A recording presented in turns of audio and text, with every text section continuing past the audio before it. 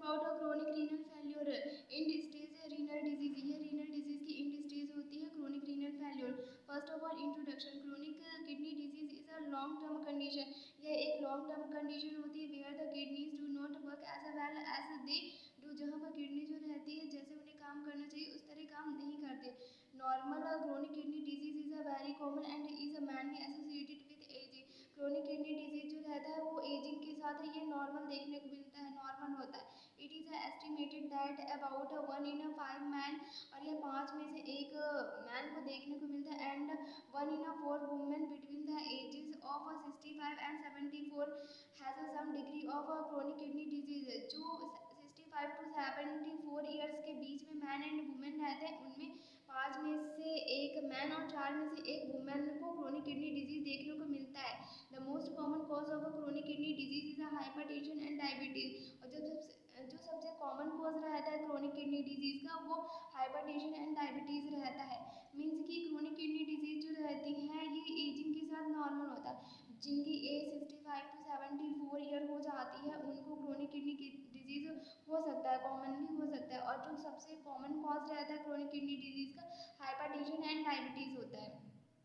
Now we will discuss about definition of chronic kidney disease. Chronic renal failure और irreversible failure is a progressive reduction of a renal function. इसमें kidney का function जो रहता है धीरे धीरे कम होने लगता है, डिक्रीज होने लगता है, और ये irreversible डैमेज होता है किडनी का. That leads to uremia, increase urea and nitrogenous waste in a blood.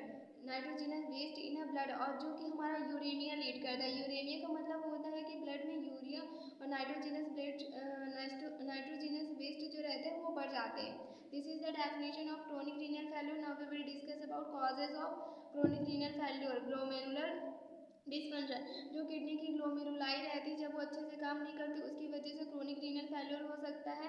Hypertension, prolong and severe diabetes mellitus, obstructive uropathy, acute renal failure, pyelonephritis, hereditary renal disease, polycystic kidney disease. Means heredity की वजह से भी chronic renal failure हो सकता है. These are the causes of chronic renal failure. अब हम stages देखेंगे कि क्रोनिक रीनल फेल्योर होता कैसे. सबसे पहले नॉर्मल किडनी जो रहेगी वो हमारी नॉर्मल रहेगी. रीनल डिजीज, कोई रीनल डिजीज हो जाएगी. रिड्यूस्ड रीनल फंक्शन, और डिजीज की वजह से किडनी का फंक्शन रिड्यूस्ड हो जाएगा. रीनल इनसफिशिएंसी, किडनी का फंक्शन इतना कम हो जाएगा कि बॉडी की नीड को पूरा नहीं कर पाएगा, इनसफिशिएंट रहेगा, और उसकी वजह से रीनल फेल्योर होगा. रीनल फेल्योर की वजह से यूरेमिया होगा. This is the stage of a chronic renal failure. Now we will discuss about pathophysiology of chronic renal failure. Due to cause means diabetes, hypertension की वजह से होगा. डिक्रीज ग्लोमेरुलर फिल्ट्रेशन रेट, और उसकी वजह से ग्लोमेरुलर फिल्ट्रेशन रेट कम हो जाएगा. Increase workload of remaining nephron, और नेफ्रॉन पर वर्कलोड बढ़ जाएगा. नेफ्रॉन्स डैमेज, और जब वर्कलोड बढ़ेगा तो नेफ्रॉन डैमेज होंगे. Loss of a renal function, और डैमेज नेफ्रॉन की वजह से रीनल का फंक्शन भी लॉस हो जाएगा.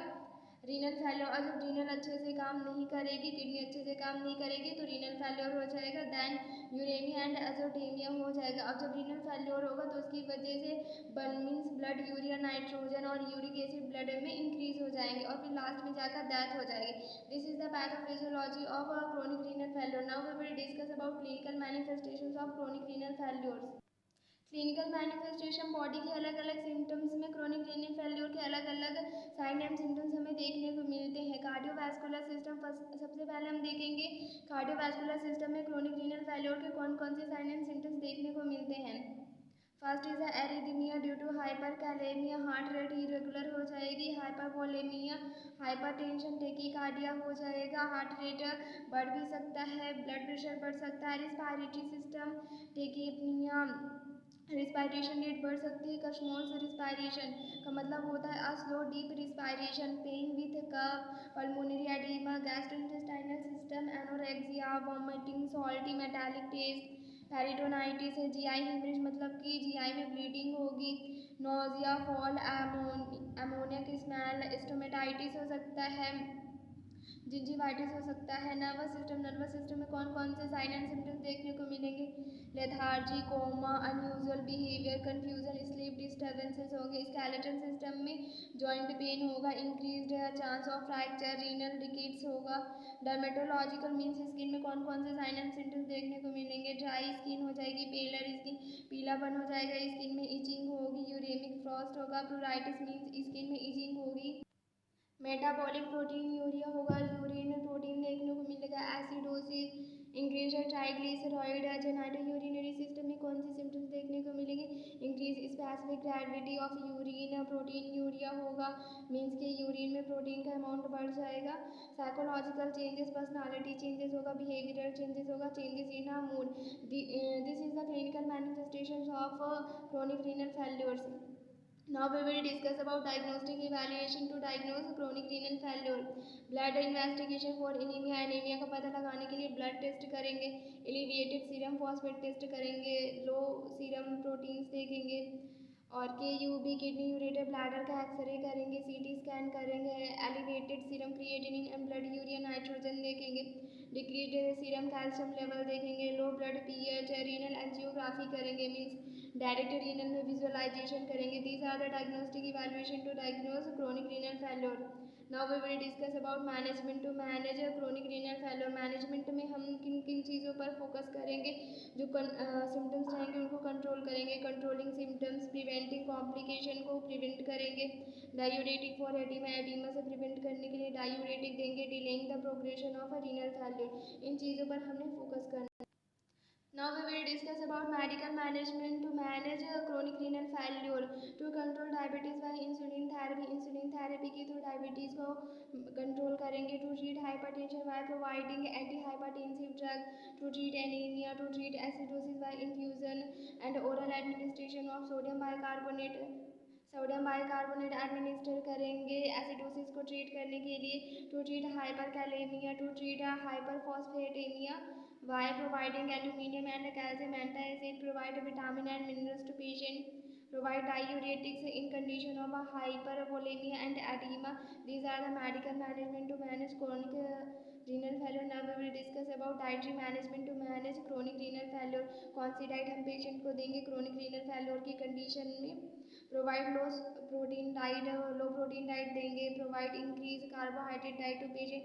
कार्बोहाइड्रेट इंक्रीज डाइट देंगे. रेस्ट्रिक्ट पोटेशियम को रेस्ट्रिक्ट करेंगे. बनाना, सिट्रस फ्रूट्स पेशेंट को बोलेंगे कि इन्हें नहीं लेना है. Restrict phosphate diet to patient, और फॉस्फेट डाइट भी पेशेंट को लेने के लिए मना करेंगे. For example beverage, meat, chocolate, इनको लेने से हम पेशेंट को मना करेंगे. These are the dietary management to manage chronic renal failure. Now we will discuss about dialysis. It is a diffusion process by which solutes pass from high concentration to low concentration through semi-permeable membrane. Dialysis एक प्रकार का diffusion होता है जिसमें solutes जो रहते हैं वो हाई कंसंट्रेशन से लो कंसंट्रेशन की ओर सेमी परमेबल मेम्ब्रेन के थ्रू पास होते हैं.